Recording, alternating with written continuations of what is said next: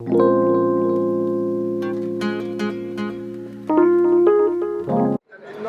my dad was saying that I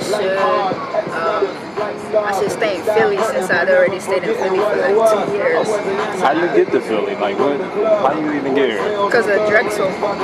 That was the school that I got admitted into Drexel. Yeah, that's a good school and costs a lot of money. It costs a lot of money. It's a good school for some people, but it wasn't. I mean, I liked the opportunity to go there, but I didn't feel like that was my school. So it was until I seen Temple that I knew the reason why I didn't feel like Temple Drexel was my school. I mean, I think everything, like spiritually, everything tells you somehow. The universe just tells you what's yours and what's not yours. Until I got into Temple, that's when I knew that Drexel wasn't my school. And even if I had gone to SCAD, I probably would have felt like SCAD wasn't my school either.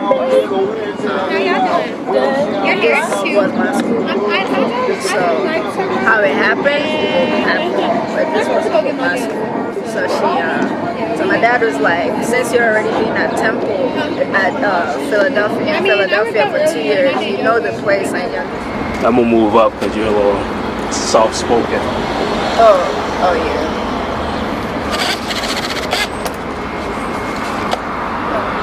Is it good?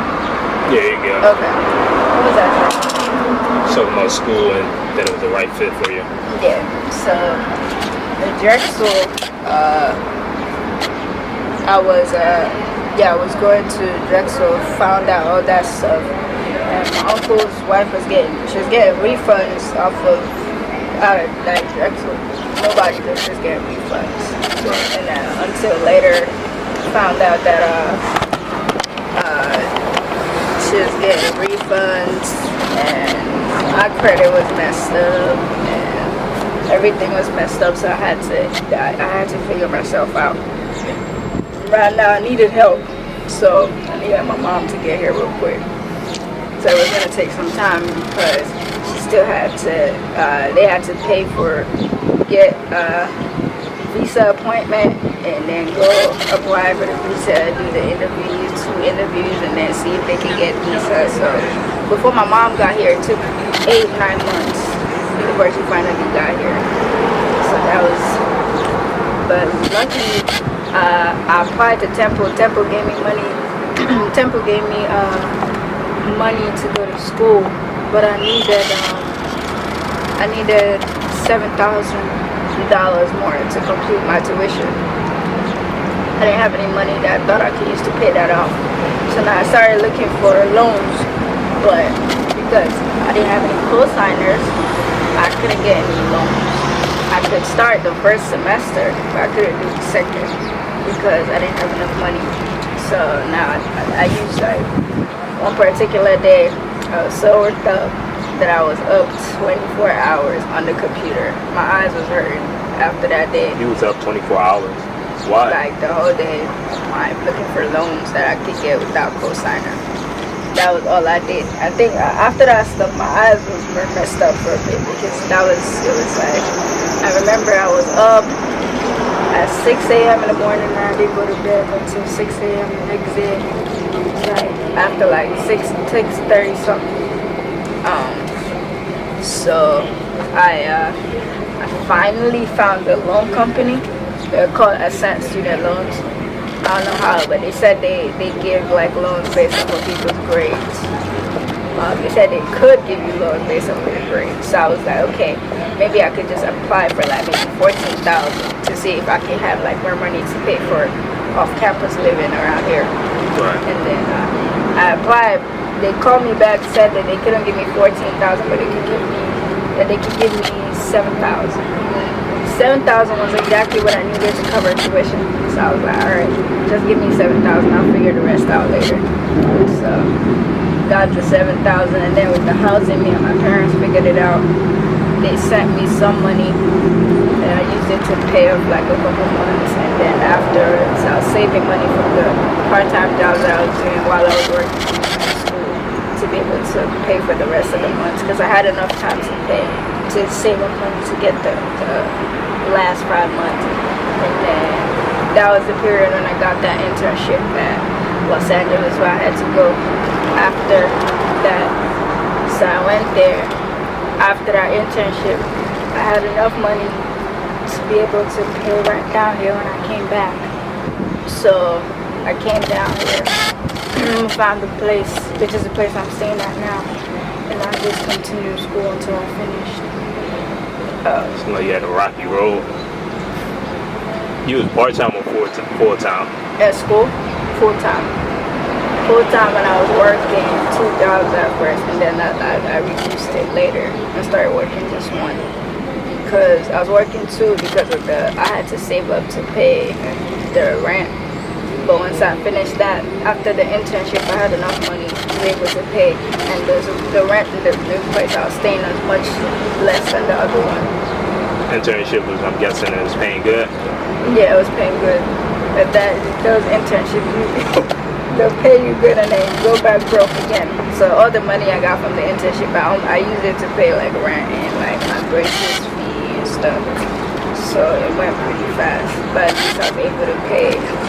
I was able to pay like 7 months rent, and then I just had 3 months I needed to pay, so it wasn't hard to pay for the rest of the 3 months that I had until this coronavirus.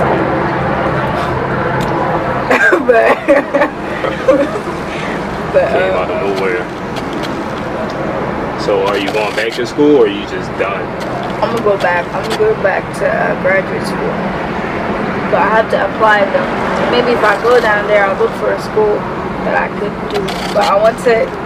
I don't know how much federal aid I would be able to get for graduate school. I don't know if they give grants to go to graduate school or not. So maybe somebody had to pay for it out of pocket. So probably have to save money for that. Because I don't want to have to ask my parents to pay for that, because then it's going to be me, my brother and sister in college, and they have to pay. In Nigeria, there's no loan, there's no federal anything, no federal help, no federal grant. You have to pay everything by yourself. So is it the same cost or is it cheaper or expensive? It's expensive for Nigerian money, but it's still about the same amount. It's like probably around like $15,000 or $14,000 or like $10,000 for like the entire time at school or a semester or? That's per year. Per year? Yeah. That's not bad. Yeah, so it's actually cheaper than here, but it's compared to our money to their money, how much my dad is getting paid and stuff. He has to pay everything. There's two children in college. It would be dumb for me to tell them to come pay my dollar tuition out of pocket too. So I'll probably wait for like a couple. I still have to apply and stuff, so I'll probably wait for like maybe like 8 months or 1 year or something before I can go back. But I will go back.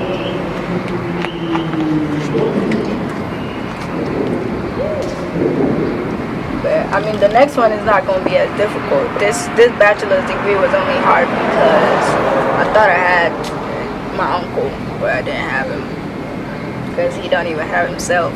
So it's unfortunate.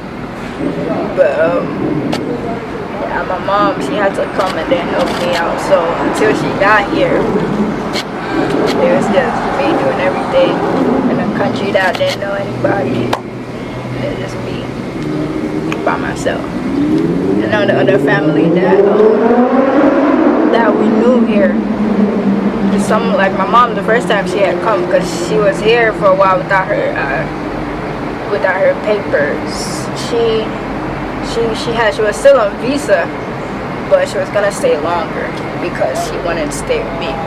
So instead of her going back to go get her visa and come back, she just wanted to stay. And then this coronavirus thing started as well. So I know she was in Nebraska with some family friends or whatever they call themselves, and we were there. And I remember this woman, she was always saying these things about my mom, right? And I would just ignore her. Right. So this one time, we're in her house. I was in the kitchen. She was in the living room, and I think she was waiting for her husband to come pick her up from somewhere. And her husband goes to normally he used to go pick my mom up from work because my mom was working at Walmart, and my mom was using the woman's papers to work at Walmart because she didn't have papers to work. So she was working at Walmart, and so my mom gets up at 1 p.m. So the guy got there at 1 p.m. This is like, mind you, this is 1 p.m. 1:03. He calls his wife and says, "Oh, I've been calling her, and she's not picking up her phone." A normal human being would think, okay, she's not picking up her phone because she's either not with the phone, not hearing the phone, or she's with a manager. So whether or not she was off by 1 p.m., she called his wife and she's like, leave her there. And she was talking all this smack in front of me. And I just went to her and shut her down completely. And then from there... So you didn't say something? Yeah, I definitely did. I don't... There's this thing where, what's it called? I don't know if it's just immigrants that do this or if it's just everybody in this country. But especially Nigerian people. I'm not gonna say just Nigerian. I think it's just everybody here because my uncle's wife did it to me too. They assume that if you come from Nigeria, you must be poor and you must not know anything, right? But if you look at it based on our education, we know a lot more than they do. So when they figure out that you know more than they do, they try to bring you down to their level. And if you refuse to be there, then they start treating you bad. And there's no need for that. First, I was asking my mom, why is this dude picking you up when there's Ubers all around me? I mean, I don't care if I have just $20 in my bank account. I'd rather call an Uber for you. Right. Because the Uber from there to this place is like $4. So if we call that Uber 5 times before the $20 is over. So why exactly is he picking you up? That was my first issue. Because at first my mom would say, oh, she has to go, she has to wake them up at 4 a.m. in the morning to take her to work because she was working she had to wake up 4 a.m. to go to work. And I'm like, okay, why do you have to wake them up to drive you to work when there's Ubers and Lyfts and taxis in this world, right? And she's like, oh, they said to wake her, and because she's using their papers to work, she has to quote unquote do what they say, right? So they say, oh yeah, that's fine, wake me up at 4 a.m. in the morning. And you're telling her to wake you up at 4 a.m. in the morning, and you're salty that she's waking you up at 4 a.m. in the morning. And you're trying to act like you're not salty, but you're salty because other people can see that you are salty without you trying to act like you're salty. I mean, my mom is too busy to notice what's going on in your face, but I notice what is going on with your face. Right. And you're not about to call my mom out her name like that in my presence over things that she can do by herself. Like, makes no sense. My uncle would say weak ass things to me like, you have to stay there and get what you want. He was talking about his wife. So I had to stay there and get insulted. She had beat me, took away the phone that they gave. No, the audacity. Do you see what I'm saying? Like, she had so much audacity going on with her dumb ass that she thought she could do all that and still expect me to stay there and respect her. Do you get what I'm saying? Yeah. So in order for me I was in her house, so I'm younger than her. So it would have been easy to make her life a living hell. Because all I had to do was call 911 and be like, hey, she beat me up this day, this time, and her children saw it. So whether or not she decides that she wants to lie, at that point I still had like scars from it that she beat me. And she was smacking me and she broke my glasses. I still have the glasses that she broke. So that was enough evidence for me to send her ass right to jail and sue her, right? And she don't know that I know that, right? But I don't have the energy for revenge. Right. Because I have better things to do. not gonna allow myself to bring myself to your level. Like, she definitely hates herself to be treating somebody that did nothing to you like that. You get what I'm saying? I knew she was jealous of my mom too, because every time something like pops up with like acting or singing, because my mom studied theater arts, that was her field. She sings and acts like no one's business. So if I see something, I always used to say, I don't know if you know this lady, her name is Angelique Kidjo. What's her name? Angelique Kidjo. She's like she's popular here now, but she used to she sings, a musician in America. So I always used to say since I was small that her and my mom had the same voice, because her and my mom have the same voice. Like, so every time I bring that stuff up, you see her face. Like, one of my friends came on my birthday that they were doing at her house, and he had told me, he had shown me this song from the woman that he said he heard it in the car when he was driving over there. I was like, oh, okay. And I told him, like, this woman sounds like my mom. You should have seen her face. So I'm like, okay, you're not my mom, and you probably want a girl child, but like the kind of girl that I am, you couldn't have raised this person. So it had to be my mom that raised me to be like this. With you, especially me seeing everything that you are and how you carry yourself and the little dumb things that you do, like she had, I don't know what she said, she's an administrator at Drexel or something, and she has all these children that she students, which are, some of them are my age, some of them are older than me, but they used to go to Drexel. They'll come to her office and all of them are gossiping, you know, talking about different people. And when I wasn't there, she was talking about me, how she hates my accent, how she does this. So every time I walked into her office to see her, somebody telling me, oh, do you need help with English? Do you need help with this? It was embarrassing, right? So I stopped going to her office because of that. So when her son was watching, he just turned 13 or 14, and she started catching him like watching porn, right? She would go to her students and tell her students that her son is watching porn. Like, if she's doing that to her son, like, what more me? Do you get what I'm saying? Yeah. I'm pretty sure she would even tell them things that happening with her husband. And in her opinion, they are her friends, they are people, and you're damn near 47 or 50. And those kids are 19, 18, 20, 21. That's why you think you can come to me. Even the day that she was beating me, she was like trying to, I don't know what type of flex she was doing, trying to think that I was going to fight her back. But I can't stoop myself that low, because where I grew up, we don't fight with adults. We don't tell them shit, we respect them. But adults respect themselves enough for us to even look at them and be like, dang, I can't go there. I can't even sit down with an adult her age and start telling them, oh, I had sex with this person, I had sex with that person. But with her, like, cool, you can be open like that, but once the adult, you can be open with the adult like that, but once the adult starts to open up to you about major things like that, like, dang.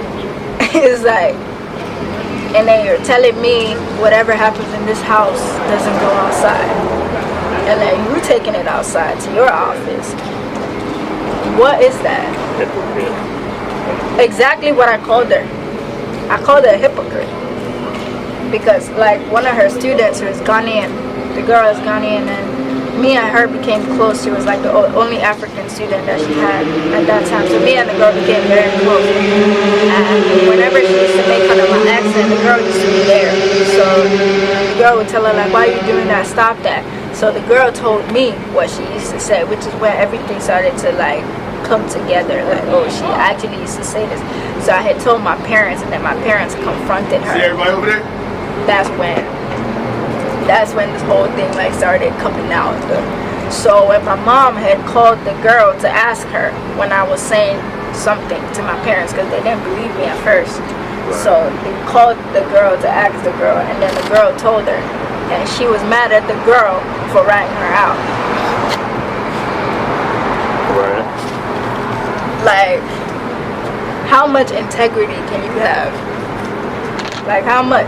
I don't even want to be that kind of woman at her age. Do you get what I'm saying? I don't want to be that attention thirsty at her age. So I would think that the only thing that I had to do was cut her off, and that's what I did. Once I left, I tried to be. I wasn't calling them my cousins. My cousins are. I mean, I love my cousins, but my cousins are their children. So at points when I was still trying to have conversations with my cousins, I was trying to have conversations with my cousins, and I couldn't reach my cousins because they would always seize their phones. So I knew they used to like take their phones away a normal day just so they could focus on school and stuff. So I didn't like pay too much attention to it when I called them and they didn't pick up. So whenever they picked up, they picked up. Sometimes they would call me back, sometimes they would text me back. But it was always hard for me to reach them. But they were the only ones I needed to stay in contact with. But yeah, so. Y'all still close? Nah.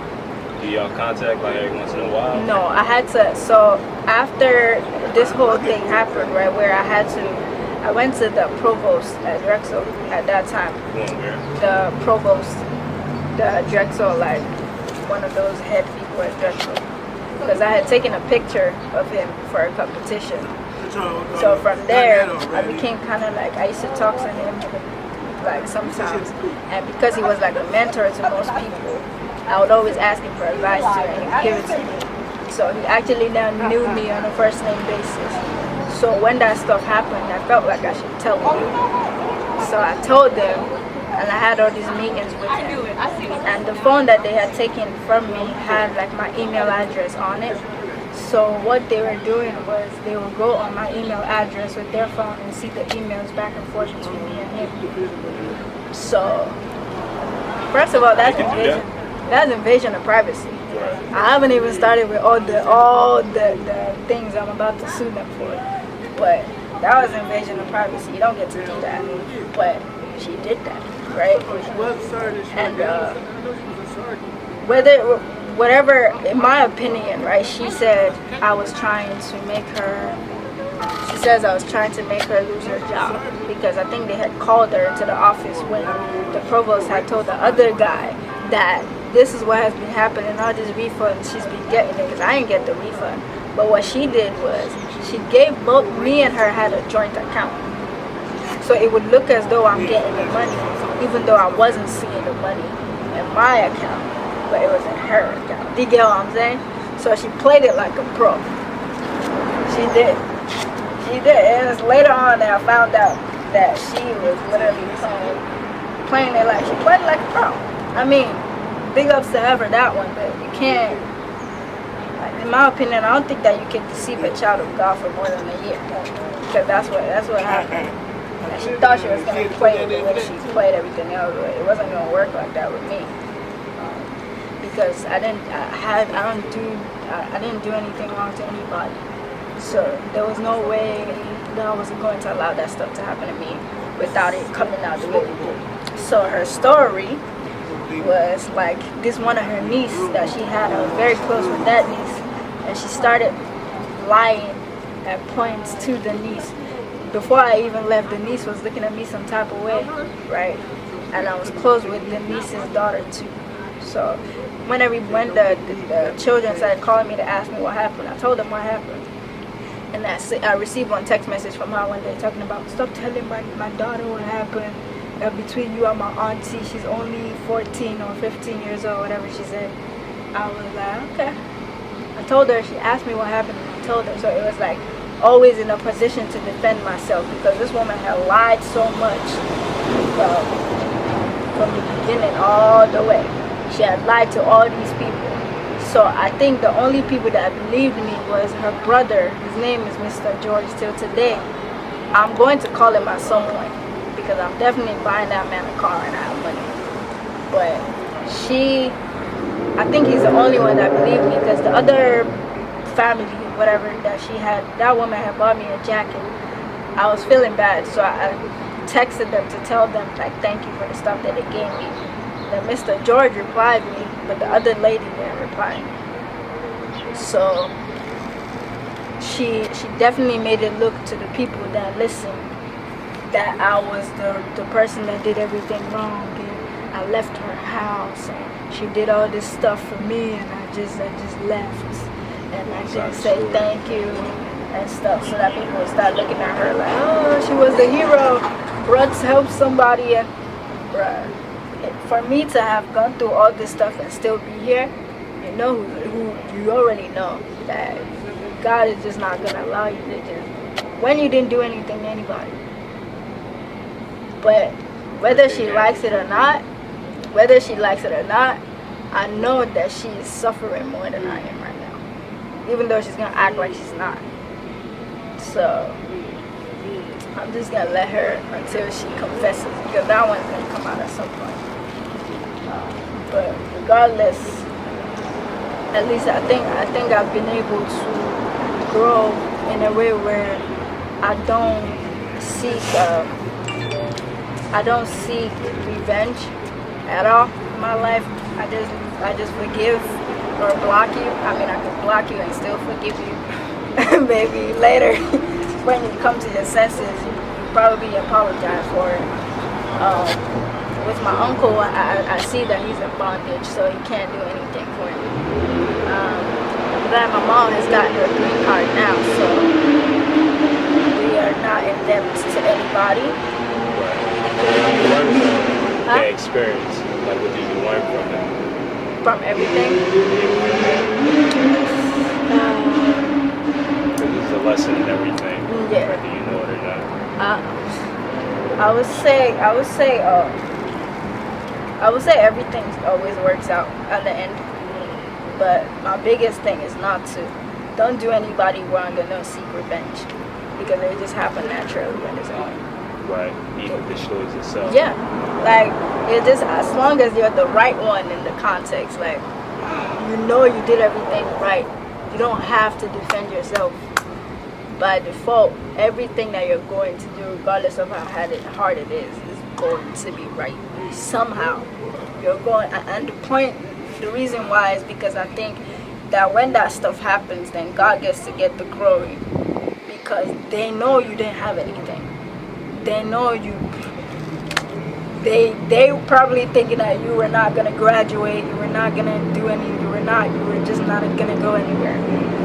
So, like one of her brothers sent me congratulations on Facebook, and the other nephew that she had sent me congratulations after they seen my graduation pictures. But that's the point though, because they're gonna go back and tell you I graduated because I blocked you, so you're not gonna see it on my page. So, I didn't do anything to like maybe put pictures up to make it look like I was just living my life the right way, and then you catch up when you catch up. But regardless, whatever you did, you pay for. You will pay for. It's not you pay for it. And I think my only worry is, and this is the only thing I'm gonna make sure that regardless of what happens, I'm gonna make sure that I help my cousins, because two of them have nothing to do with that foolishness that her and her husband are doing. So if I have anything and I see them in a bind, I will help them. But her, she gonna pay. She'll pay for sure. She's definitely paying. And that's all of them, right? Even the ones in Nebraska that did that stuff to my mom. My mom got her green card in 3 months, compared to people that get theirs in 4 years, 5 years, 8 years, and it's like. So it really take a long time. It does. But it's like a process, a week. Yeah, I don't know why it takes, and this Trump era too, it took longer, but for her, 3 months. That's the thing, like everybody was like, how did you get it in 3 months? That's what I'm saying. She didn't do anything wrong to anybody, but everybody did everything wrong to her. So like the gift. So that was what it was. Regardless of all she did, like she never talked back. She never. I was doing all the talking back for her, right? She didn't do anything at all to anybody. all she was doing was working. I lived there. I just saw the work. Working and saying I'm tired. How is her like language as far as English? We all speak. English is the official language in Nigeria, so everybody speaks English. So what was that lady talking about? Don't. That's all. There's no. I mean, that's what I'm saying. They want to make other people think that you don't. Like, do you get what I'm saying? Yeah. So other people that are not educated, somebody who was educated who say English, the way I even speak English, I can't speak American English because I wasn't raised in American English. We were raised in British English, so we speak proper English. We don't say gonna, we say going to. So it's just like different. So compared to me and her, I think I speak better English than she does. Right? So she used to do these things like, okay, she thought, I think they gave me this paper to write the first time I got to Drexel. And she wanted to read my paper. So she read my paper and she was like, oh, let me fix this. And she fixed it. So she was like, ooh, she must not know how to speak English, right? And then I was like, you're never going to touch my paper again. And I started writing all my papers by myself. And by the time I was writing all my papers again, instead of talking about drugs, alcohol, drugs, and they put a beat to it, and then have people dancing.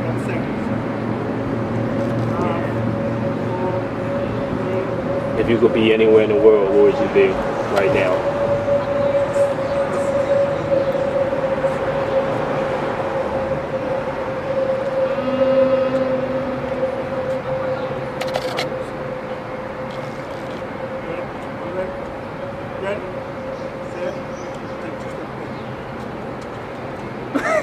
I'm thinking, probably France. You said where? France. Fox? France. What's that? Paris. Oh, Paris. Yeah. What'd you call it? France. Yeah, that's it. It's France, and then Paris is like, I think France is the country, Paris is the state. So I'm not too familiar. I'm learning from you. Why Paris? I think because of mostly because of art. I think if I go there, as opposed to just walking around like people would, I'll find out one particular place and just sit there. I can't remember who. I think my parents had told me this one place where they have like a tent. People are all around the tent, but nobody can go inside. But there's tents there, and then there's all these people playing saxophones around it. That's probably where I'll just be at. But I hope I'll go there one day. And have money. Got you. What's the... Actually, have you ever done anything mischievous? Like farted then blamed it on somebody else? I do a lot of mischievous things, so it's not even...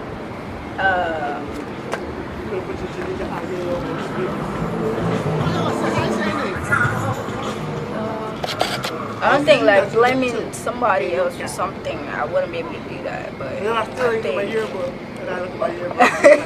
think... So you ain't never fart and blame it on somebody else? Nah. You ain't never put gum in somebody's ear? Nah. That's not even the kind of mischievous stuff that I do. I mean, I'll do that stuff to my siblings though, but not like other people. Mischievous. Okay. There's this one, we call them matrons. It's like women that take care of girls in the dorms in boarding school. There's this one that I hated a lot. She was short, annoying, and she used to act like she was all good and dandy. So she had somebody go call one of the guys that worked in the kitchen, right? She always used to call him upstairs. So when we were down there, we were punished at that time, so we were washing dishes in the kitchen. And he was there, and the person had called him, and he said, I'm tired. So I went and asked him why. He said she used to call him up there to sleep with her, right? Like, all right. And then he went up there, right? And then I went ahead and locked her in there with him. Got the key, I stole the key from her room. So she didn't have the key. I think she was in the shower. I took the key. And then she went in there. And then he went in there. I locked them both in there. And then went to go call the principal. Yeah, it was necessary. Say it again. It was necessary. Yeah, she got us in trouble. It's like she was just begging for nothing. So it was important to do that to her. So yeah, we did that. Yeah, that was dope. Definitely beat me.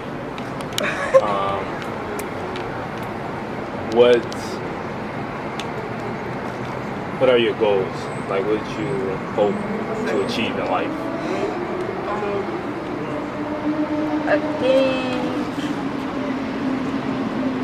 I know I want to be super rich, and that's gonna happen.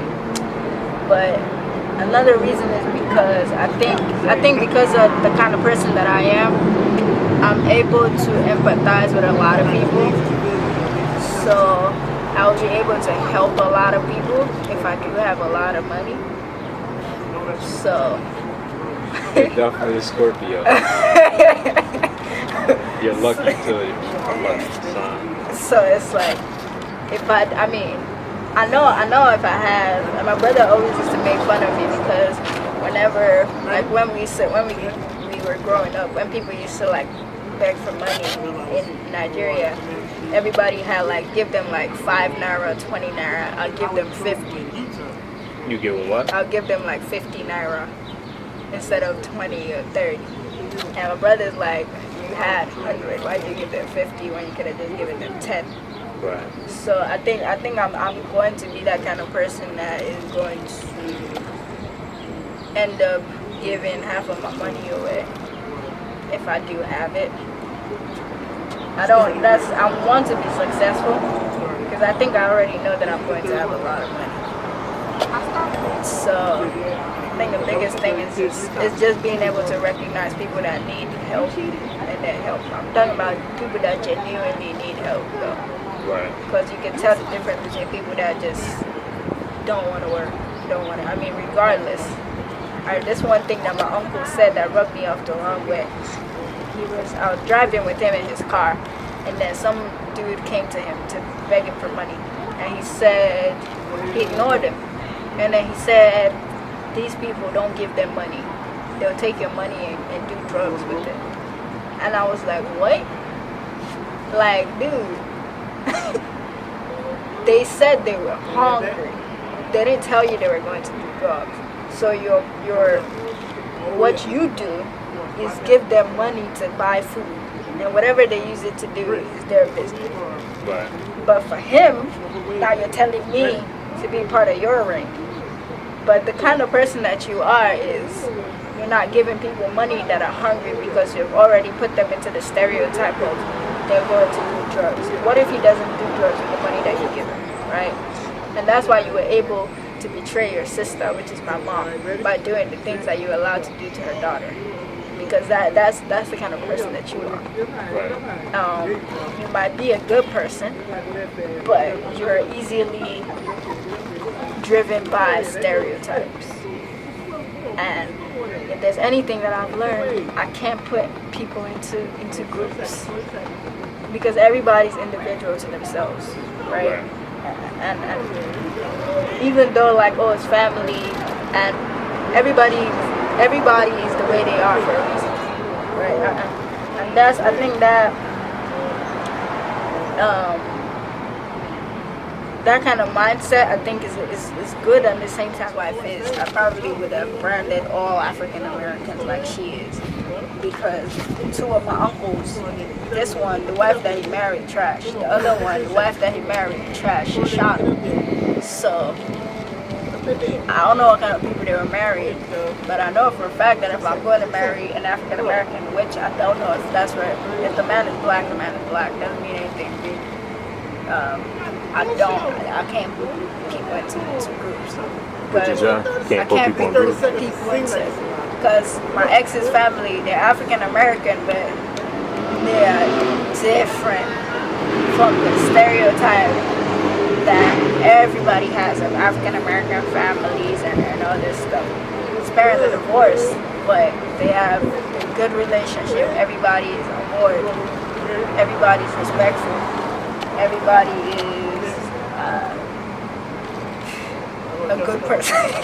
You get what I'm saying? Yeah. So that's different from the stereotype that we get, though.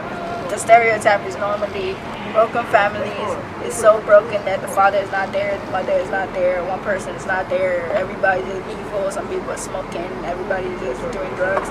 But that's not that's not their family, right? So even seeing that enforced my mindset with, like, they're African American, but they're not part of the stereotype. They're very different. And then there's Nigerians that are all of these good things. But then there's Nigerians that are bad people. There's people that are bad people. There's females that are bad.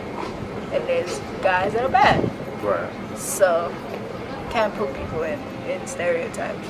You don't sit down for break. I think sometimes when I remember some of the things that my uncle said, I just get upset. Get to a mile, 4 Because times around a mile. I don't want to have that type of mindset, to be honest. I don't want to have that type of mindset. I think that kind of mindset drives you more to do evil than good. Right.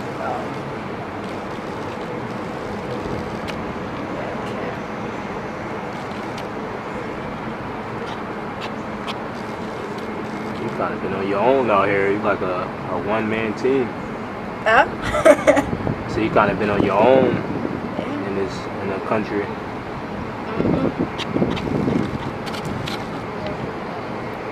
I mean, eventually it would pay off. The reason was for my mom to be able to get her green card now. So if that didn't happen, she wouldn't have gotten her green card. My dad would eventually get his. Whether they're gonna stay here or they're going to go back to Nigeria, my brother and sister will be able to get theirs, so they could move down here. And if they want to start their life, they could start. So one person had to be the sacrifice. Yeah, that was you. That's the thing. If my brother went first, he was gonna be the sacrifice instead of me.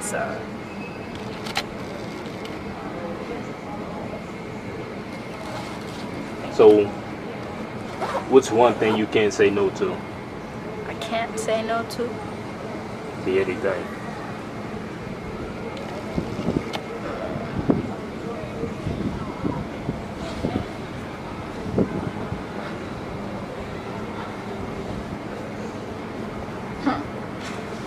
I don't know, because I say no to everything. But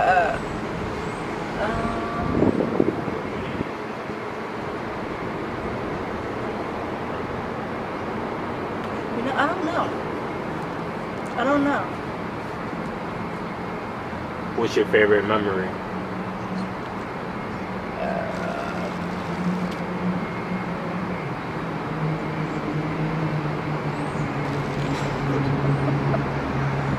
Do I have a favorite memory?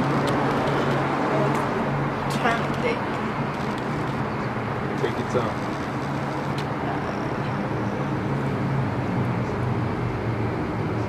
Okay, I think my favorite memory is my graduation day. My ex's mom, she had organized this. She told all of them to, like, do something on a cardboard and write, like, happy graduation on there. And then she had her fiance cook, like, Nigerian food. What do you do? Cook Nigerian food. Yeah. So yeah, I think that was the first time that anybody was ever thinking about doing anything like that for me, especially here. Did In you such enjoy a it? long time. Yeah. it was just the thought of it that I think the way she was excited about my graduation as though she was my mom. That's definitely something that my mom would do. But even the way she did it, for her to even think about it and then do it, and then she got fireworks. She had this man cook, and he had to cook it because she said cook it. So yeah, I think that's my favorite memory. I think that's another reason why I can't put her and him in the same like. I mean that's her son, but they're two different people.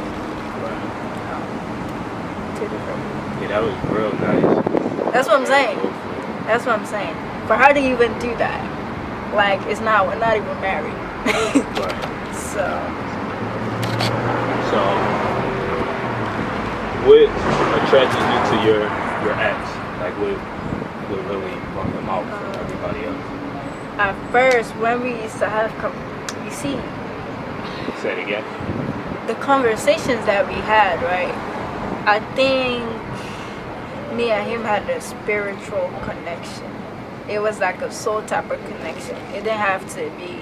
Till today, I've been thinking, like I was asking you, I don't know what it is. It doesn't mean I have to be his wife or his girlfriend or something, but I know that I met him for something. I don't know what it is though. But it was like, the way that I met him was weird. I saw him, at first I met him online, but we didn't talk online. And then it was like on Instagram, we would talk like once every year. So through everything that happened, it was like, he was there, but he wasn't there. So we were not dating at all. And then when we started dating was after all that craziness happened. But I seen him in front of this old Nelson, 30th Street. And I saw him the first day. He was going to his mom's house and I was going to the train station. And it was like around like 8 p.m. at night. And I saw him in front of that place. And then we talked for like 2-3 minutes. And then the next week, on the same day, at the same time, in the same place, he was going to his mom's house. I was going to the train station. I saw him in that same exact place. And then we talked again for another like 2-3 minutes. And it was like, I don't know what made me message him one time for, I was going to buy a phone off of a friend. So that person was in Delaware. And there's other people I know in Delaware, but I thought about him. So I sent him a message and I'm asking him. But he said he had to go to work. And he had all the stuff that he had to do. So I was like, oh, okay. And then that was the day that then we decided that we were going to meet up. And then after that we started like dating. Well, we had conversations. I think the person that he was at that time, I think with him, he was changing a lot, right? The person that he was with at first, I was more compatible with. And then later down the line, he started changing. Like he said he wanted to be Muslim at one point. Say it again. He said he wanted to be Muslim at one point. He started doing Muslim stuff, trying to drag me into being Muslim. I was like, I don't want to be Muslim. And then at first I was like, oh, maybe he's just going to be Muslim, so we're not going to be compatible anymore. And then he changed again. So he wanted to be something else. Yeah. And it changed again. So he wanted to be something else. So the last thing he said is he wanted to be polyamorous. Now, I know he's not a polyamorous type of person, right? This is just even without just knowing him. I know he's not that person, but he thinks he is. So I think I don't know if he's I don't know what exactly he is just making change like that, but I can't. I think where I am, he's the dude. I can't put my life on his hand. It seems to me like he doesn't know what he's doing yet.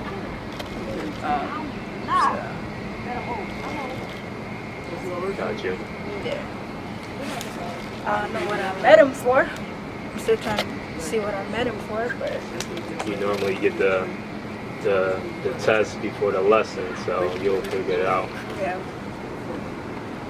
But nobody you ever meet in this lifetime you haven't met before. Everybody you met in different lifetimes. You're all connected, so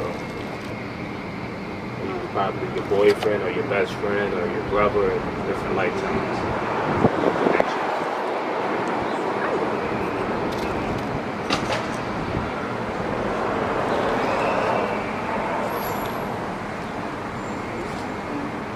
What was the sign?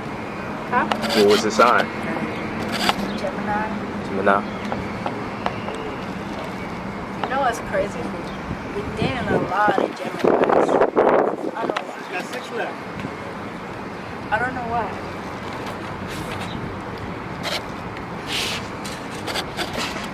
I know you're a life path number 5, so Life path number 4. What's that? What's that mean? it's like your destiny, something you'll be compelled to do. Just when you get home, It's like an older American, African American film. Work right there. Your head good. More money, more money. Find it. You started on this. You finished it. moment. You done on this. You got to flow.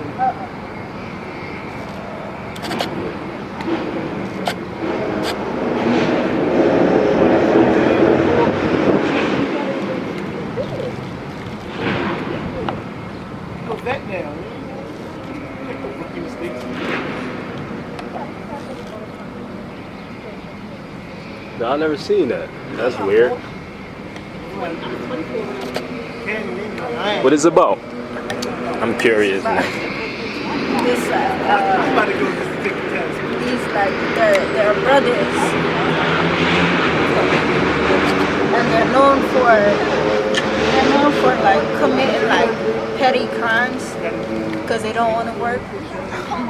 And then this one he met a girl, and because she's like a corporate professional type of girl, he had to start working in her office so he could get closer to her. And then he was still stealing though. And he started stealing credit cards now instead of doing like little theft. And then he was getting money. And then he got his boss at the office figured out what he was doing. And his boss is a crook as well. So his boss. His boss is a crook? Yeah. So his boss told him that since he knows how to do like steal credit cards, they could do the business together. And then at the end, he wanted to break free from that. And then he fought his boss and killed his boss.